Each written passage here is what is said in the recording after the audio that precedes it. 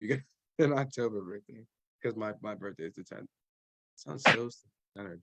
Jeez. Should pretend because that's when my birthday is. No October birthday. Okay. It's just me out here on these streets. Every time I open the chat now, though, all I see is Angela's words. You're fired. Somebody else type something encouraging because every time I go there, I'm like, crap, I'm fired. All right. All right, let's go ahead and get into this, guys. All jokes aside, let's go ahead and get into this. We're live. It is being recorded. So cool. So one struggle you've been having that you'd like to speak about during this discussion this week. So this week, first one is I was discouraged about no weight loss for the last 7 weeks, not appreciating the great amount of inches that I've lost. Okay, so somebody's lost a lot of inches, right? Oh, thank you, Angela. So much better. Lost a lot of inches, but not as much weight. Anybody else feel like that? I can't see happy you guys. So I guess we're just gonna do like chat typing because I can't see all of you guys. Type a 1 in the chat if you felt like that over the past week or 2 or 3. If like you notice some changes, like maybe in your clothes or inches, whatever it is, but not necessarily like the scale.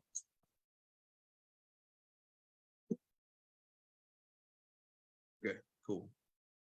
Sweet. So like 4 of you guys. All right, excellent. So there's a lot of different ways that we can approach this, right? I think the first way that we need to come at this is like what that could potentially mean, right? So when you are not losing weight necessarily, but you are losing inches, you're noticing the change in your clothes, you're noticing the change in the way that you feel. Typically, that means that you are building muscle and burning fat. That is typically the case. Now, that's not necessarily always the case, but typically that's the most common case, right? Now, if we're thinking even just logic, right? When fat percentage is decreasing, but muscle mass is increasing, the scale will not necessarily tell you, as much as you really want to know. So it's important to measure yourself and stuff like that. What's up, Susan? Welcome to the show. No, but but I have always counted that as a positive thing because I think a lot of folks want to lose weight, but don't but like in their mind, but reality they want to lose fat, right? Would everybody agree with that? Like I don't necessarily just want everything to go. I don't want to lose like bone density and like muscle mass and stuff. Like I want to lose fat, right? So that's why like that's something to really just consider when it comes to the scale is that like most scales don't measure fat loss, they measure weight, period. So you could go to the bathroom real good for a day and be like, yeah, didn't lose a drop of fat, but you're happy because you pooped big. Like, okay, all right, cool. Like, you know what I mean? But it sounds silly when you put it like that, but it's like when you let something that will literally like tell you you did a good job because you went big body and also like base your happiness on that thing regarding fat loss and everything else, it's like, all right, okay, this thing's kind of amusing. So just consider that. Now, I don't think the scale is like totally irrelevant to where it's just completely stupid. It can give us some indications and stuff like that, right? I think it's kind of silly that they weigh you when you go to the doctor, right? You're like there with a sore throat, and they're like, "Let's see how much you weigh." It's like, how is that relevant? What they tell me when I go to the doctor. I was telling somebody this the other day. They measure me, and they get my height, and then before I leave, they give you all this patient first. They give you like the slips and stuff like that. And then every time I go to the doctor, they tell me that I need to start exercising and consider a caloric deficit. But it's just because of my BMI. Like I weigh 200, almost 200 pounds, and I'm 5'9". I'm just not. I'm just muscularly dense. So they're like, based off of what we put in the computer, you need to start working out, brother. You're overweight, right? So just to kind of point that out, it's kind of the scale is a tool, but it's not like the best tool to determine whether or not body composition is changing. And that's really what we're focused on. Body composition. Is my fat going down? Is my muscle going up? Um, and that's again, just if we're talking about um, one, aesthetics, but also just your body composition overall. So if you're seeing yourself change in some ways that inevitably mean that you are getting smaller, but the scale is not necessarily reflecting that, I would actually encourage you to consider that a good thing. I really would. Now, if after some time you notice that measurements are not changing, clothes are not changing, and the scale is not changing, now we want to consider that maybe we're plateauing out, right? And so now we need to make an adjustment. Maybe you need to decrease, maybe that if you've gotten into some snacking, or maybe, we can approach based off of what you're doing. You can say, okay, I need to make this adjustment or that adjustment. And it helps to have, professionals that you can ask and stuff like that, like myself and Coach Aaron and whatnot, when you're in this situation, because then we can assess and say, okay, based off of what you're doing, this is what you should do to get things moving again.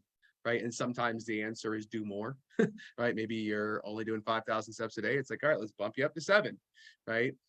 Maybe sometimes you're already doing as much as you can do. And we need to like dial back a little bit. Maybe you need to eat a little bit more and rev up metabolism and come back down. But any thoughts or questions on how I respond to that, or what I've said concerning that situation? Because a few of you were dealing with that. You can just unmute yourself at this point.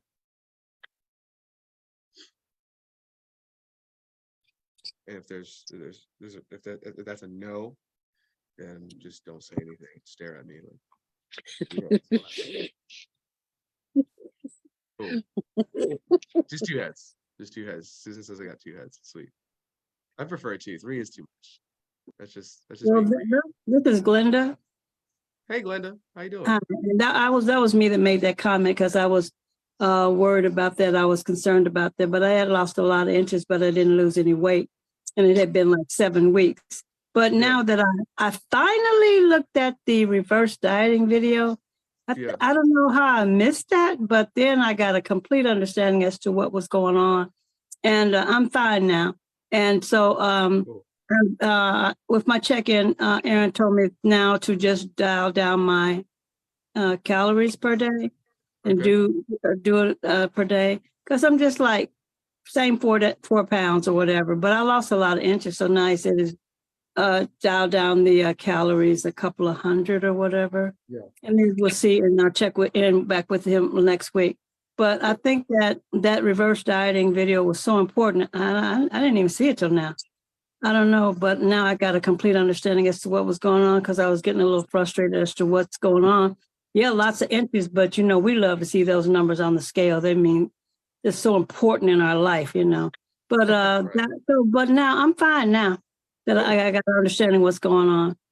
Cool. Yeah, and the reverse, the one she's talking about, you're talking about in the NT Fitness Academy. Yeah, that thing explains so much. I really did. I just opened up my eyes and I understood, and I was fine. Do you remember what week it was? No, it wasn't. No, it was in the one where you got all these oldies but goodies. Like, I don't know, what is it? Oh, the vault. Yeah, the vault. It was in there, and I looked in there, and as you explained that, I really understood everything, and I was like, I missed this some kind of way. But then I understand that. Yeah, it's good. Yeah, you guys can go to the vault. I think it's under nutrition. There's videos about like metabolic reconditioning, wow, I'm drawing a blank. Reverse diet, metabolic, what the heck is the word?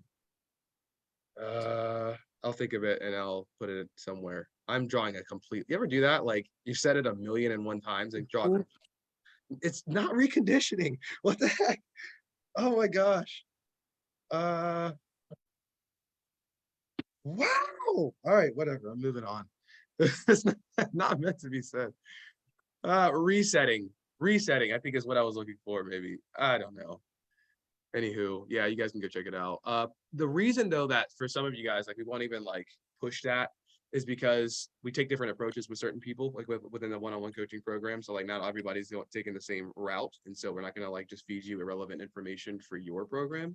If you got to that point, then we would send that over to you. But yeah, so some of you are like, why haven't I seen that? It's just one, she found it in the vault, which isn't something that we necessarily hand to anybody. That's just there for everybody to go check out. So there's like 99 videos that I've made in the vault. It's right there in the app. You open up the shortcuts, you click on vault, and there's like a ton of videos that you can go there and listen to while you do the dishes or walk or whatever you want to do.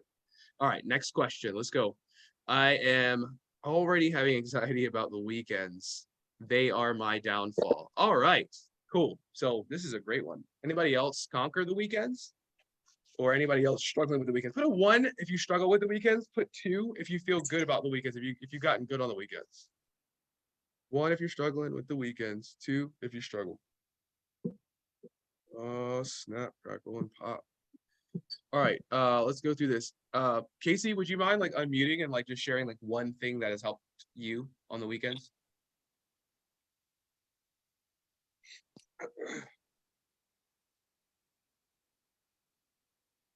She's like, no. All right, maybe she can't. What was Oh, that? she's talking now. Oh, she's like, give me 1 second. All right, well, in the meantime, Kim, would you mind sharing? Oh, I just find that I do. I'm not sure how to do it. You're good. We can hear Okay. you. Okay. I do find Mondays and Tuesdays, so 2 days in a row. Wednesday comes and I've got some stuff added to my schedule on Wednesday, and it seems like Thursday and Friday I just poop out. And I've done this in the past, and what it's caused me to do is go and look for another program or go and look for other videos or some other stuff to do, you know, the next shiny object. Yep. And so I'm having to force myself to come back, and I come back fine on Monday, but then again, it's Monday, Tuesday, Wednesday, and then I poop out on Thursdays. So I'm trying to figure a way to stick with it. And the other part of it is, you know, that when I started, my husband was in the hospital for a slight stroke. A week and a half after he got out, his father was in the hospital for pneumonia. His dad breathed on me. I ended up getting sick. And now my husband's next youngest brother is in the hospital for a hiatal hernia, which is ballooning, and his esophagus is swollen shut. And he was supposed to have surgery last week, and it keeps getting pushed off and pushed off. It was absolutely going to happen today. And then there was somebody who came in through the emergency room with heart and lung issues. So the doctor took care of that guy. So my husband or my brother-in-law is supposed to have a surgery tomorrow, but it's just been real stressful. But it's also been a great motivator for me. Sorry, I have gnats. Okay. It's also been a great motivator for me to just kind of go, you know, I'm like a year younger than his brother. Yeah. And so I'm looking at, you know, these health problems, and I'm going, Lord, help me, you know, take better care of myself, and Yeah. what can I do? So it's been a good motivator, but it's also been stressful and scary. Yeah, absolutely. Anybody here who feels like they're doing a good job, if you're willing to share 1 thing or 2 things that you feel has been helpful to you on the weekends? So I'd say for the most part, we talked about it. Trying to get this thing on, but I think on the weekends I could talk about. So most of the time I struggle, right? Because we talked about, I'll go to church, I go with the family, we go out to eat after, and I'll get whatever. But the days that or the times that I do conquer the weekend, or when I get it done early. If I start the day strong, it's usually enough to keep that ball rolling.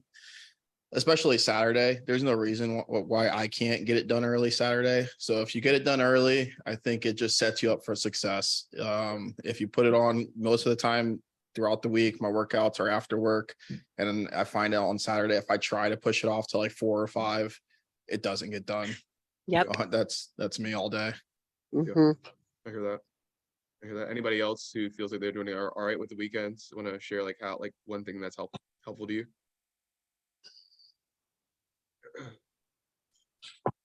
I can share. So something that I do over the weekends is I try to find something that's fun, something that's recreational, you know, where you're still moving your body. So for example, this past weekend, I like to roller skate. And so that's what I did on Sunday. And that's how I still stay active and enjoy what I'm doing. Yeah. Oh yeah, absolutely. Yeah, and the activity part actually can play hand in hand with the nutritional piece, right? Because you go do something super active, you know, it kind of makes you want to, you know, stick with the healthier foods for the rest of the day. But nonetheless, at least you have that activity in, because you could very easily get lazy. So finding something that you just enjoy, it adds to that kind of vacation mindset of the weekend, but in a healthy way. Is there anybody else before I share my little piece? A little 2 cents. What's the cheat code, Matt? What's the cheat code? I know, bro. Here's the cheat code. Y'all gonna love this. You ready? Mhm. Stop treating the weekend like vacation. No, weekend is still a part of your life. Use some perspective for a second. If you crap out on every weekend throughout the year, that's 104 days that you stepped in the opposite direction of what you wanted. That's almost a third of the year that you spent moving in the wrong direction. That's a lot of days. And that's just concluding Saturday and Sunday, because there's 52 weeks in a year. Times that by 2, you get 104. If you add Friday, good grief. Right? That's a decent amount of decent amount of days throughout the year that you're like combating with what you actually want. So use the weekend as an opportunity to get 2 steps ahead, right? Like that you've got Monday through Friday is where you kind of lay the foundation and like make sure that like, you know, you're setting yourself up for good success. But Saturday and Sunday are like those bonus days, man. Like you crush it on Saturday and Sunday, you're weighing in on Monday feeling good. Like even if you don't weigh in on Monday, you're just walking into Monday like, yo, I feel great. And that I don't know, that just does something psychologically for you, but also physiologically, like physically, it does something for you. When you eat greasier foods, when you eat foods that are just higher in fat, you know, saltier, sugary foods, it takes longer for your body to digest those foods, right? So you could have, you know, I mean, you could go to town on the weekend and it takes 72 hours for your body to truly actually work through all of that. Well, you're rebounding maybe regarding, you know, your health and nutrition and whatnot. You've gotten back into good eating and whatnot, but because you kind of like, you know, allowed Saturday and Sunday to be a wash, your body is recovering 2-3 days into this healthy week that you're having. Then you have 2 days where your body's fully recovered, and then it's back to the weekend again. So your body doesn't really get as much time settling into like good digestive flow. You know what I mean? Like, so you're giving yourself that chance, your body physically that chance to burn, you know, through food more efficiently, to absorb nutrients more efficiently when you're not having. And I'm just assuming that, you know, when we have those off days on the weekend, that we are eating naturally more salt, more sugar, more grease, things like that and whatnot. So you just want to consider the effect that that's having on your body. But ultimately, if you want to conquer the weekend, treat it like the week, in the sense that you go into the week with a plan. There's a reason everybody starts off Monday and Tuesday and Wednesday. Great. Why? Because you have a plan. You're like, it's the beginning of the week. Let's do this. Let's crush it. So when Thursday comes, you need to start thinking about your weekend, not on Saturday morning. Thursday. That's the goal that I'm setting it with you guys. Please, on Thursday, take a few minutes and consider what your weekend's going to look like. If you don't have the full plan, then revisit it on Friday. But still, do not wake up on Saturday morning without some sort of idea as to like what your nutrition is going to look like. You can go out to eat. You can go to festivals and carnivals. You can go to birthday parties and all that. That's fine. But still have a strategy, because despite those events, you still want to have healthy meals the rest of the day, right? And if you are going to have a heavier meal later on in the day, maybe you want to plan to have meal 3 be a little bit lighter than it normally is, because you plan on having a bit more calories later on. But just know what you're going to do. Don't go into the weekend all willy-nilly and just kind of like, la-di-da, it's the weekend, nothing else matters. Like, it's my time, I deserve this break from all things structure. Because remember, the structure that you have here is to give you the things that you actually deserve, which is to feel confident in your body and feel good about yourself and live a long, happy life. So the structure that you have when it comes to nutrition, be careful not to allow that to become a downer for you on the weekend. Like, that's a positive source of structure that you want to take into the weekend, but you got to think about it. And you got to think about what you're going to do in advance. Does that resonate? Any thoughts or anything on that? That seem realistic to you guys? Can I ask a Yeah. question? Please. So, like, occasionally, so we go like to a rodeo on Saturday night or whatever, and so we go to this place, and it's usually a heavier meal or whatever. Yeah. Like, and so most of the time, I won't even eat all day until that meal. Don't do that. Like not good. Don't do that. Okay. Yeah, don't do that because what's happening essentially if you're just like you're in a fasting state and then you go and dump a ton of calories on your body was not ready for that. Okay. Like you want your metabolism active, you want your gut ready, like you want to prepare, like you want your body actually needs to be kind of firing when you have a larger meal already. That can't be what you like. It's almost like waking you up with ice cold water to the face. It's like what is this? Right? It just can't handle it. Now, there's another reason that you also don't want to do that. If you eat healthy, high fiber, healthy, protein meals throughout the day, then when you get to that meal at that event, you're less likely to overindulge. You're less likely to go to town, right? If you show up to that thing ravenous and then it's a bigger meal, you can guarantee I used to tell people, if you want to gain weight, eat like nothing all day long and then come home and raid your fridge. It's a great way to gain weight. You gain all the weight you want, right? Your metabolism ends up being super slow, and then you dump a bunch of calories on it that it can't handle. And then you go back and then you gotta and then the next day is, oh, I've got to make up for all the calories I ate last night. So then I don't eat again.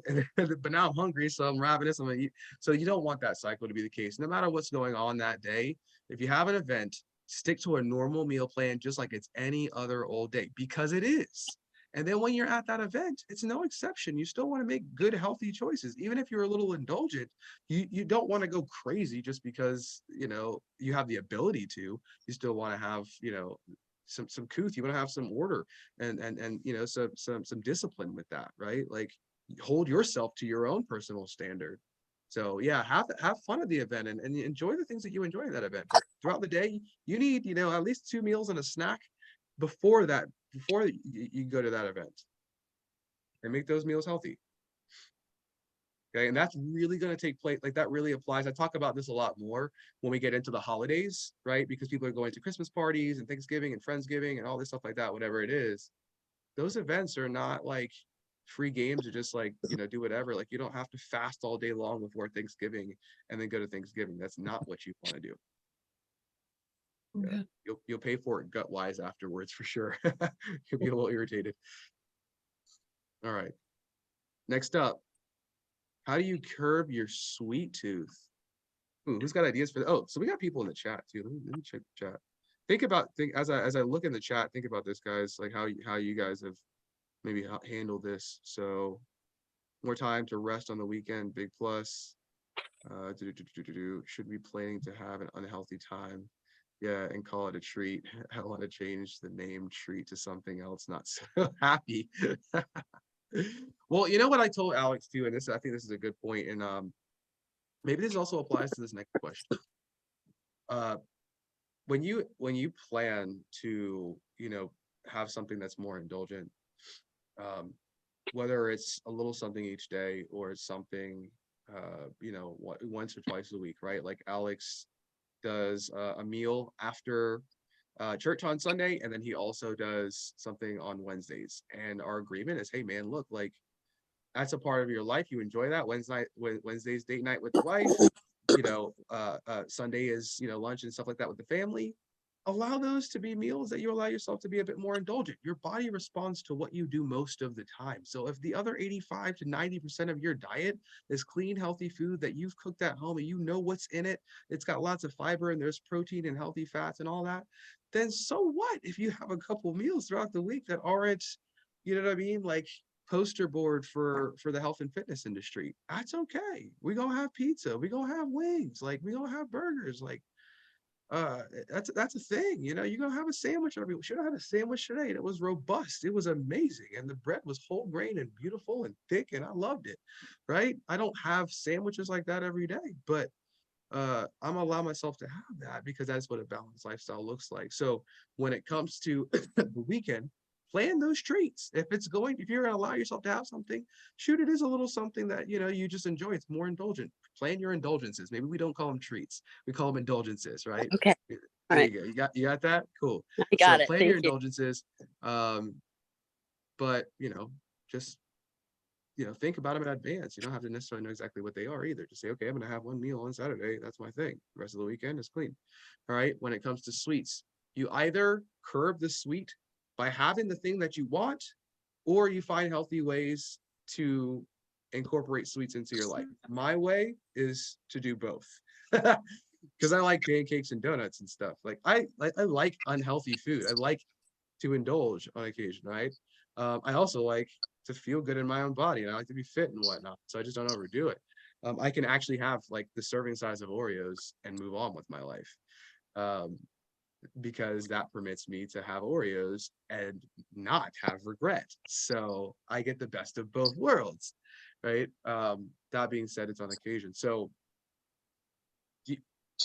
I think it's dangerous to say, okay, whenever you have a sweet tooth, you always need to find some like fake healthy way to fix it, right? Like I've heard of people doing a protein bar, or I don't know, make some nasty healthy treat to try to replace it.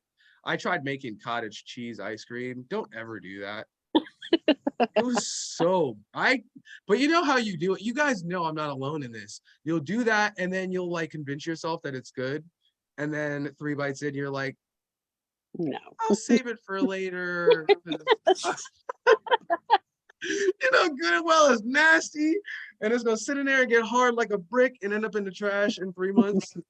But I tried. So the reality is, man, I know that normal ice cream doesn't agree with me. We get lactate, so if I want ice cream, I'm gonna allow myself to have a serving of ice cream. Mhm. Now, I'm just going to move on after that, right? Now, if I want ice cream tomorrow night and the next night, like I had ice cream on Tuesday night, I'm not going to have ice cream on Wednesday night just because I want it again. Like at some point, I just need to okay, cool. Like I had the ice cream, I'm good. I don't need it. I just want it, but I'm not depriving myself. I just had it the other night. Right. So want to curb it sometimes by allowing yourself to have the thing. Second option is to incorporate sweet treats during the day that are like just healthy sweet treats. So like I have a smoothie in the morning, or I have my brand cereal with my protein shake, and I put blueberries and banana, and that's like a sweet treat for me. I'll have dark chocolate after one of my meals. So I'll incorporate healthier sweets in my meal planning, and that helps with curbing the sweet tooth. It's just naturally in there. It's things that I enjoy. I don't feel like I'm compromising by having a piece of 78% dark chocolate. I thoroughly enjoy it. It feels good. It's got enough bite. It's got enough sweetness. I like it. It's nutritious. It's good. Cool. I can move on and not feel like I'm deprived. So that's the second option, is incorporate healthy sweet items in your diet. I also have my I have rooibos tea.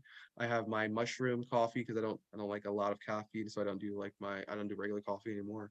But like I will use warm sweet beverages as well. Occasionally it's a Crystal Light or something like that, but usually a warm drink will like I'll have some tea tonight for sure. After this call, I'll sit down and have some tea. My family will probably join me as well too. The kids love tea and stuff like that. But so I find those ways. Okay. Then there's the third, which is more about examining your diet style, because sometimes the sugar cravings that you're having are the result of you not eating enough during the day. And so your body starts sending signals, hey, we need to replenish your glycogen stores. And so then you have these sugar cravings, right? Maybe your blood sugar is a little bit low, whatever it is, because you didn't prioritize eating throughout the day. And so you're now having more cravings. And that it's not anything bad. It's just your body trying to do what it's supposed to do. It's telling you that it needs more. So then you'd want to examine and say, okay, am I having enough high fiber carbohydrates and fruits during the day to where I'm getting those natural sugars, to where I'm getting, those natural carbohydrates, those high fiber carbohydrates during the day. So my body's not feeling that depravity. And for a lot of folks, when they just incorporate a more consistent flow of meals, a lot of the times the cravings will go down. Every once in a while, they may pop up in a moment of stress if that's your go-to. But for the most part, if your diet strategy is not consistent, if it's you're eating sometimes the first meal by 1 o'clock and whatnot, then you can expect that you're probably going to have more cravings, because that's just not how your body doesn't work well that way. It needs a kind of a rhythm to go based off of.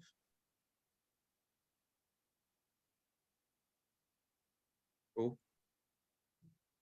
That was a fun one. I like that one. Sugar cravings. Yeah. And what do you got? What I could ask you guys this. What do we do if your sugar craving is coming from an emotion? You guys all should have this answer. Pray about it.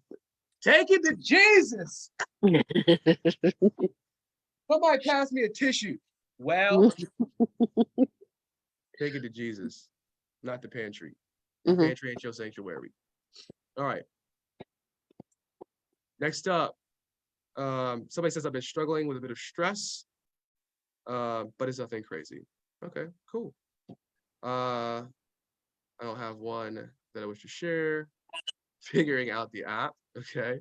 And then whoever said figuring out the app, if you're here, wait till the end of the call, and when everybody leaves, then we can talk. I don't want to take up everybody's time to talk about the app stuff, but I do want to.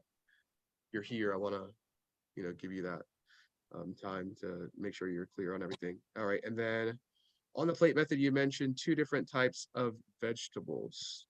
Can you be more explicit on what you mean with the 50% section and the other 25% section?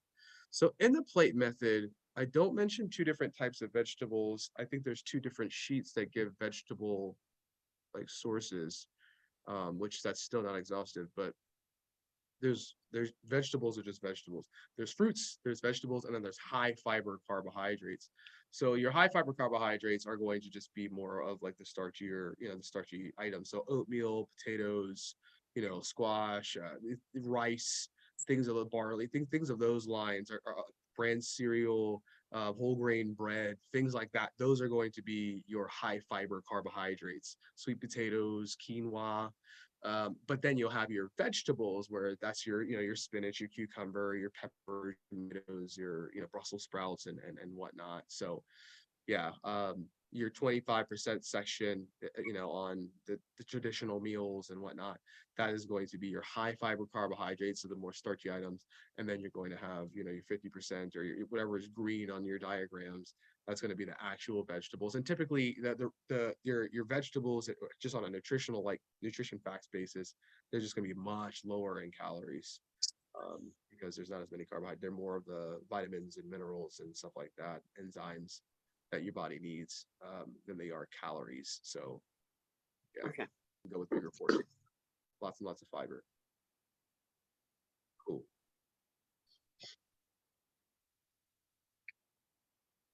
Cool. That's absolutely right, Megan. It needs to be dealt with for sure. And I will speak to that too, guys. If you like, and because there's no more of these questions, and so we'll get ready to close out here soon, or I'll just open up the floor for any thoughts or questions you guys want to share. But just on the basis of like an emotion, because I do talk to a lot of people that they have reoccurring emotions. They deal with a lot of stress, anxiety, worry, whatever it may be. Sometimes like, and I think we know this as Christians because we try to be self-aware, right?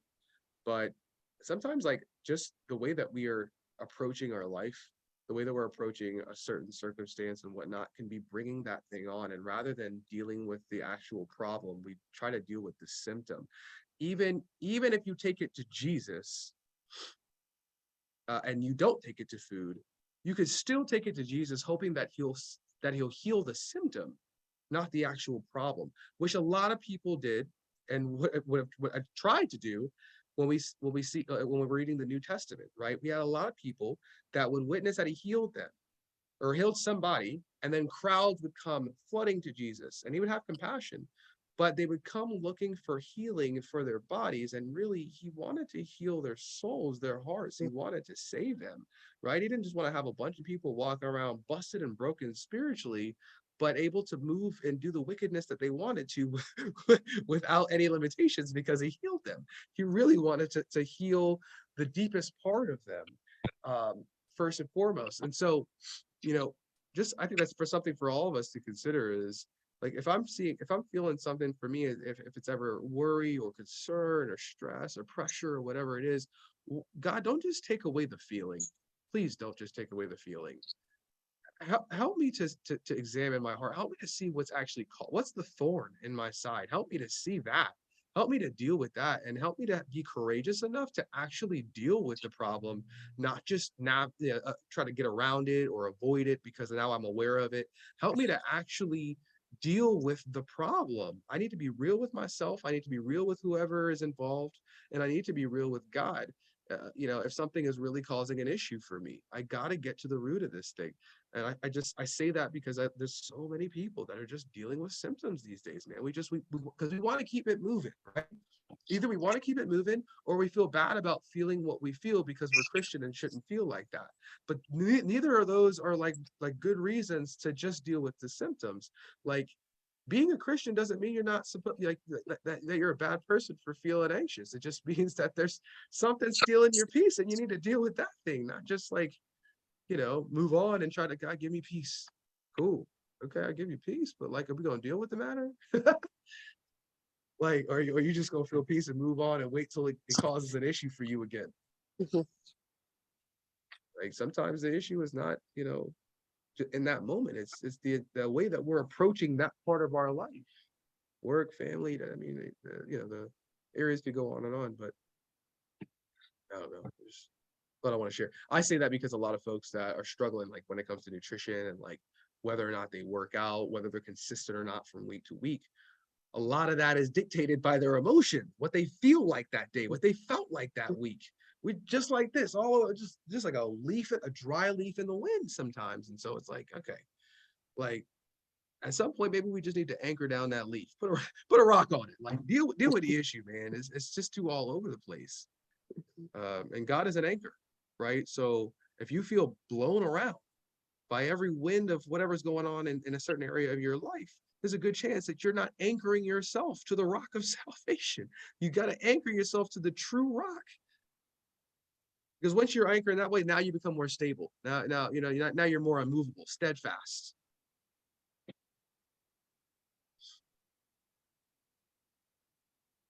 We went from talking about ice cream to a whole nother world. That's what y'all get for joining the Christian program. All right, guys, thoughts? Anything that you guys want to share on top of anything that we talked about tonight?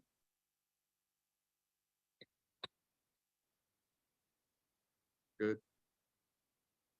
How do you guys feel about this approach to our calls?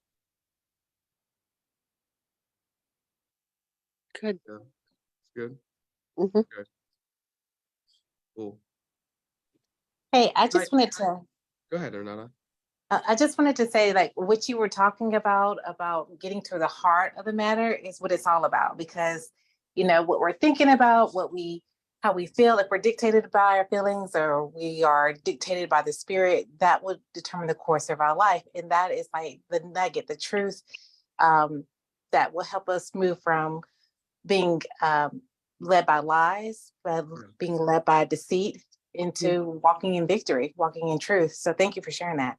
100%. 100%. Absolutely. Cool. All right, my friends. Well, I'm gonna let you guys go. Let's pray, and you guys have a wonderful night. Dear Heavenly Father, you are just so good to us, and we are desperate to know you more, to understand you better, Father, to understand ourselves better through your eyes, Father. I just pray for each of us that are here right now, God, and for our families as well, too, Lord, that you would generate in us, God, a spirit of truthfulness, God, towards who it is we truly are, our identity in Christ, Father. And I pray, God, that spirit, that characteristic, that power, God, would guide our decisions, God, that it would move us beyond the giants in our lives, Father God, that it would help us to overcome those hurdles, those boulders, God, that have held us from so many years of progress, God. In each of us, Lord, there's a measure of faith, there's a measure of strength, God, and there's a measure of vision, Lord. There's something that you've called us all to do, God, and the enemy would love it for us to be stagnant. He would love it for us to be scared and frustrated and confused and to doubt ourselves, Lord God. But you spend so much time in your word telling us who we are and reminding us of how confident we really should be because we have you and because of what you've placed inside of us, God. So I pray that you would help us to walk in full confidence confidence and boldness, God, regarding our health journey, regarding the spread of the gospel, God, regarding how we treat those around us. Father, help us to walk in boldness, God, to live out our faith openly, God, in this world that is so bold about its beliefs, God. Help us to be the same, God, because we hold the truth. We hold the antidote to the disease that every person on this planet has, which is sin, God, and the wage of that sin is death. So help us, God, to be the light. Help us to be the salt, God, in other people's lives, certainly. But I know that it starts with us, Father. So help us to be real with ourselves, God, and to commit to what we say we're going to do. Because we know that we are in a relationship with ourselves as well, too, God, and we need to follow through. So we thank you, we praise you, we glorify you, and we ask these things in Jesus' name. Amen. All right, my friends. I'll see you. Thank you, Matt. Thank you, guys.